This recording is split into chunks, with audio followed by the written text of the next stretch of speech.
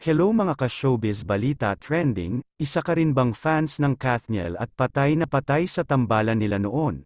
Ito ang para sa'yo, at ito ang mga nagbabagang mga balita at sa mundo ng showbiz. Bago tayo mag-umpisa, pwede mo bang paki-subscribe at papindot na rin ang notification bell para lagi kang updated mga ka-showbiz.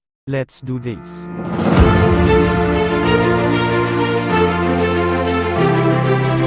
At ating balikan ang mga nakaraan mga tambalan nila Daniel Padilla at Catherine Bernardo. Talaga nakakamiss, di po ba mga solid Kathniel fans?